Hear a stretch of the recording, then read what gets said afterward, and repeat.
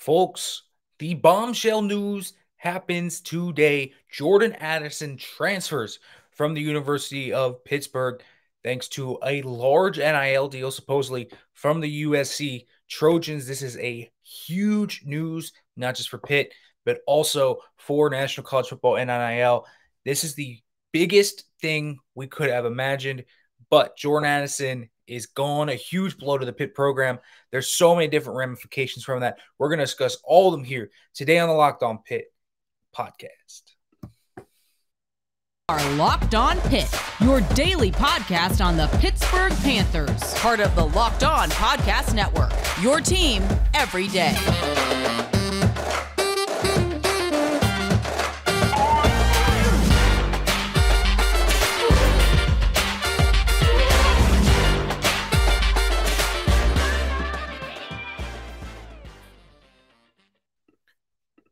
Welcome back, everybody, to the Locked On Pitt podcast. As always, thank you for making the Locked On Pitt podcast your first listen every day. If you are watching this, make sure to like, comment, subscribe, do all those great things. If you are listening to this, make sure to leave a review and do that as well. Now, folks, wow. I mean, I don't think anyone saw this coming. Now, you knew the May 1st deadline was coming up, so some weird things could happen.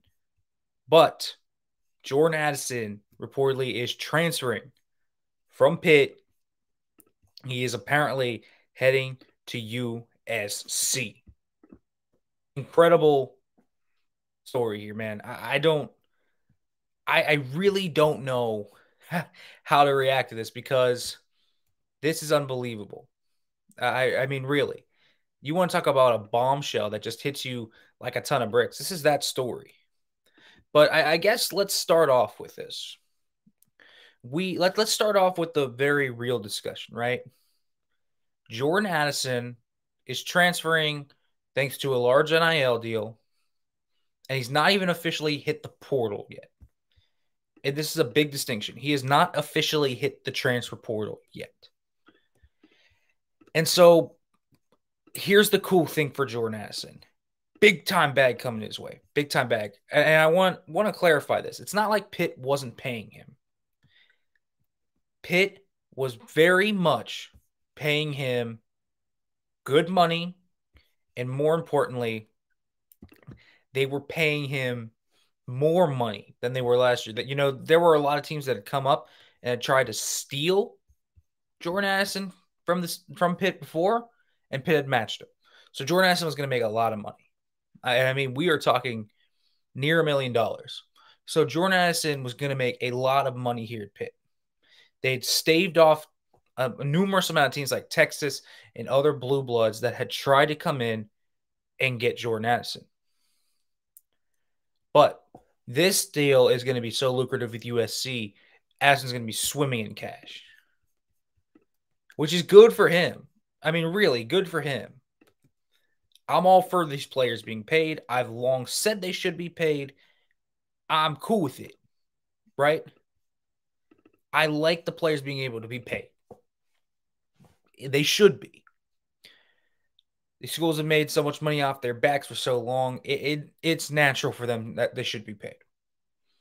But the NIL landscape,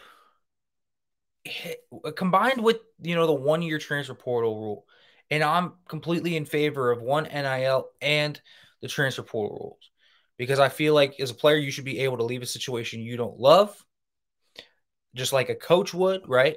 You should be able to move wherever you want. And then I also look at NIL and say, yeah, you should be able to make money off your name, image, and likeness. But there's a few things I think we have to separate between NIL, the transfer portal, and these players being paid. First of all those three things, in essence, with each other, are good. Separate of each other, good things. The players deserve more power. They deserve to have more empowerment. They deserve to have more freedom. They do. That's very true. But I think where we get into the muddy part of everything is when we start bringing in tampering. Now, the NCAA had technically already quashed this by saying, yeah, you're not allowed to tamper. You're not allowed to, the boosters aren't allowed to communicate with other players while they're actively on another roster. And that is certainly something that is not being enforced. We saw, Tyler Harrell go to Bama, essentially be tampered with while he was at Louisville. We've seen that, and this is another example of that. Jordan Addison is, again, not even officially hit the transfer portal docket yet. So he's not even officially in it. They're just straight up talking to him while he's chilling out here at Pitt, which brings so many different levels to this. Because Jordan Addison is going to go to USC because of large tampering between boosters and him and his team, right? And so, it's kind of like this. So you don't have the pro format, right? So you don't have contracts, you don't have any of this. You don't have competitive balance stuff. You have none of that, which is okay, whatever. That's how you're going to live. It's cool. If that's how we're going to ride this thing, that's okay. It's kind of whatever, really. It is whatever. But here's the thing. You can't have tampering with that, because what it's going to do is it's going to shift the balance of power inordinately to 5 to 10 teams. USC, Bama, Clemson, all these teams that have a crap ton of donor base. Everyone else is just going to become feeder programs to them. And that's going to become the issue. The competitive balance of the NCAA is not going to be good. And now if you're a fan of one of those fan bases, you're swimming, man. But tampering is going to be what's really going to be the poison here. But there's the question, how the heck do you enforce tampering? Unless there's an actual snitch that's kind of, dealing it out, you can't even enforce it. So the NCAA is quite honestly toothless. And so now you have to talk about, well, how do you fix this? And that's a tough question. Because again, to me, paying the players is always the right move.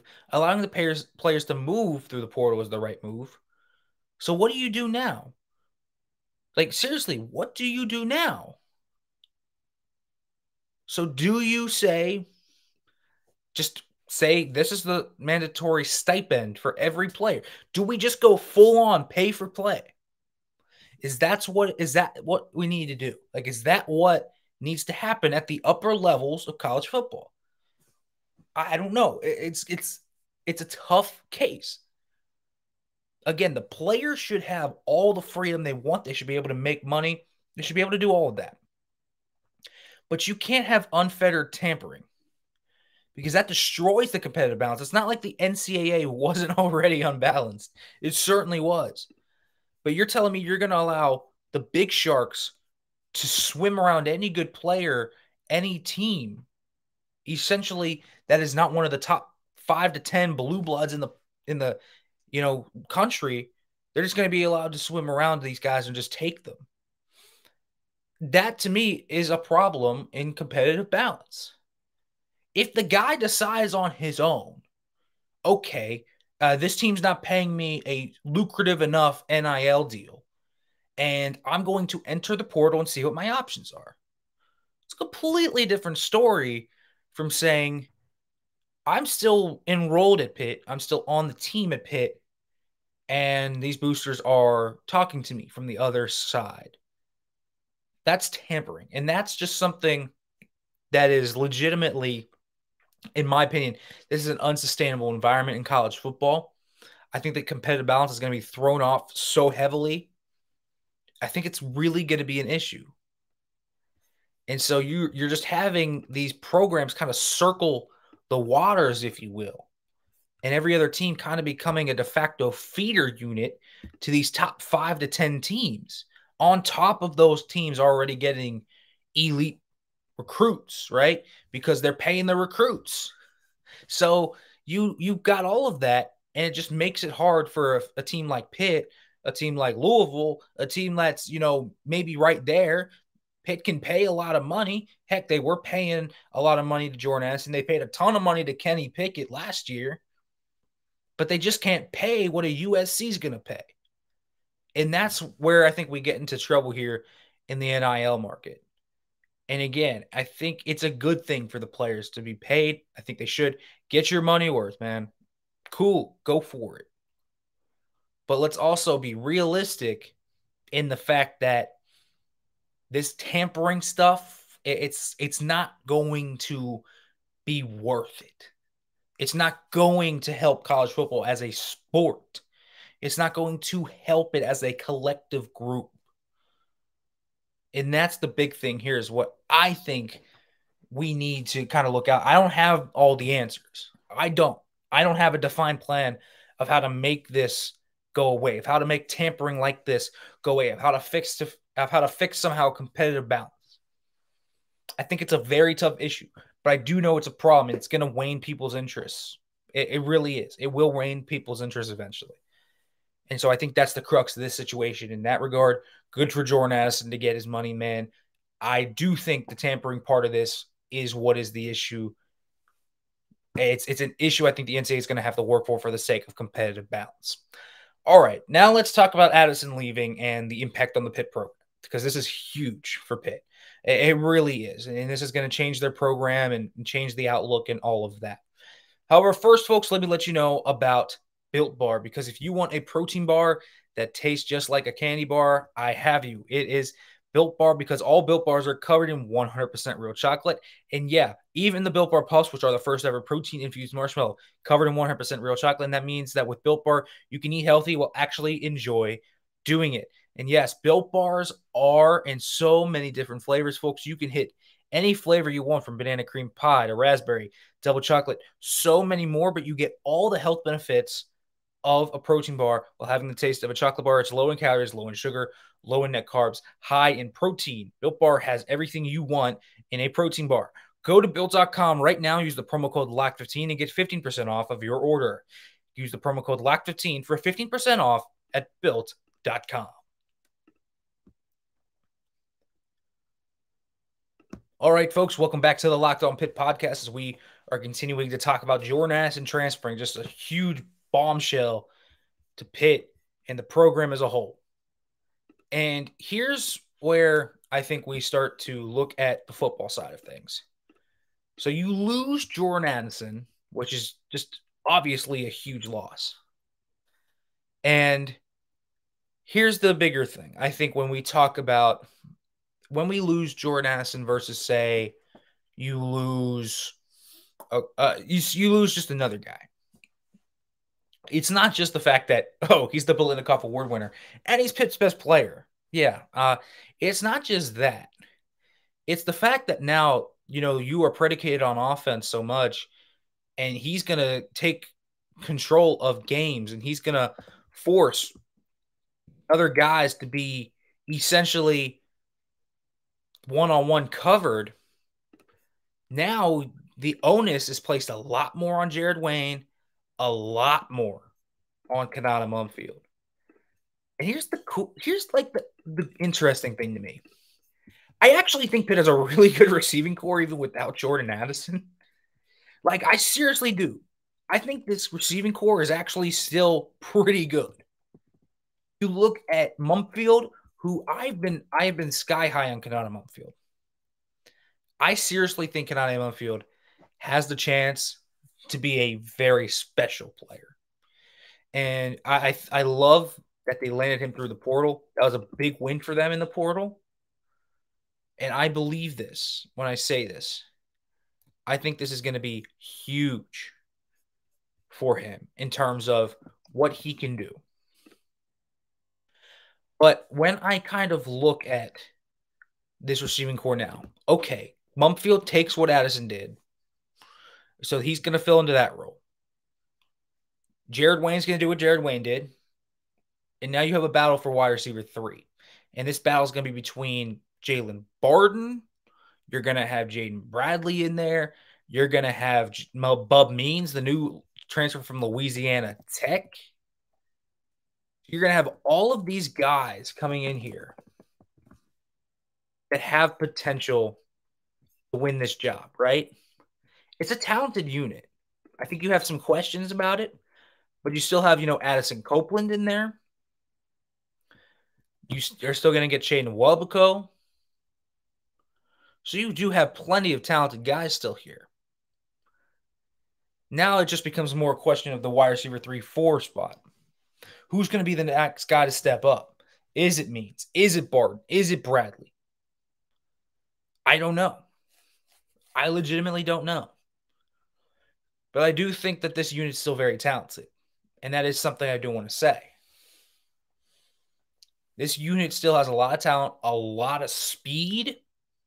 And I want to say that speed, good Lord, between Barden, Means, and Wabuko, this unit can fly. I think also Mumpfield's pretty fast, but he's going to fit the 3-level kind of route runner role that Addison filled. And so Mumpfield's going to have a ton on his plate, man. A ton on his plate. And I am legitimately looking at Addison and kind of the difference between him and Mumpfield. And there's I think 2 key differences. One, I think Mumpfield is a more fluid type of route runner in the sense that it's more pretty, I guess is what you would say. And by that, I mean, I think he uses his eyes a little better. I think Addison, though, is quicker, and I think he's more explosive out of his breaks. So I think that's the 2 big things. I think Addison has a lot of just deceptive explosiveness where he kind of just moves 2 steps and he's gone, and you're like, how the heck did he do that? And he's just special in that regard. And then I think the other thing is, I think Jordan Addison's better after the catch. I think Jordan Addison's an absolute wizard after the catch. And I think that's where he's going to make his money, man. I really do. I think he's going to make his money like that. And so I think Jordan Addison is obviously the best receiver in college football. I have long believed that. And so I think he is that guy, right? Jordan Addison is a special player in that regard. I think Konata Mumpfield, though, can be incredible. I really do. I watch his tape, and I've said it before. Reminds me of Jerry Jeudy in a lot of ways. He really does. And so I think Mumpfield's going to have to be the big guy, man. Big man on campus. Putting a lot on him. Putting a lot on him. But I think that Addison specifically just is more well-rounded right now. But Mumpfield, man, I'm telling you, this dude's ceiling is real. And Pitt's wide receiving core is still very deep. It obviously sucks to lose your number 1 receiver because he's your number 1 receiver and he's a special, special football player. He really is. Addison is a special player. And I'm not going to act like Pitt is just going to move on and be like, yeah, we lost Jordan Addison. Like, they're not that type of program, man. They're going to feel the effects of this. More onus on the defense, although I do think the defense is kind of looking up right now. But this is also more pressure on Keaton Slovis. And so he's going to have to do more. And I think that is also kind of here. And there's that angle from it. All right, folks, but I do kind of want to talk a little bit about, okay, now that Addison's gone, who might step up in that wide receiver 3 role? Who I think might win that? And how this can affect the offense as a whole other than just kind of on the Mumpfield. First, let me let you know about BetOnline because BetOnline.net is your number 1 source for all your betting stats and sports info. Find all the latest sports developments, league reviews, and news, including this year's basketball playoffs and the start of the MLB season. BetOnline is your continued source for all your sporting wagering information from live betting to playoffs, esports, and more. Head to the website today or use your mobile device to learn more about the trends and the action. BetOnline, where the game starts. All right, folks, so let's talk about this. Wide receiver 3 is now a question. Who's it going to be? We named some names earlier that could fit in there, but I think there's a lot more to talk about of who could actually fit in there. And so when I look at this overall, I figure that Jaylon Barden is the leader in this role. And when I look at Jaylon Barden, I think Barden is an extremely talented player. I mean, in the limited snaps we've seen of him, The guy's special in terms of speed. The speed is special. And you can just see it. It's not just a build-up speed. It's just an instant go, and he's got a different gear than everyone else on that football field. And that is special in a lot of regards. And so when I look at what he kind of has, you can't not be impressed by what Barden has physically. Explosiveness, agility, speed, it's all there. And then you saw kind of the steps he took as a route runner, but as a deep threat, the guy's just dynamite, man. I mean, he really just is. He understands how to stack players. He's got great ball tracking. He's kind of got that all. Body control. He's got that all. So he's a really special deep threat that I think Pitt could use as such a dynamic player. And so we'll see if that's what kind of ends up transpiring here. But I think he's a very real contender here. Just because you're not going to find many dudes that can run as fast as Jaylon Barden can, and then pair that with some of the deceptiveness he brings and the nuances he brings to the table as a deep threat. And I really do believe that. Now, he has drop issues. I think he still has to work a little bit on the 3-level stuff and the releases, but I think that special speed gives him an up, man.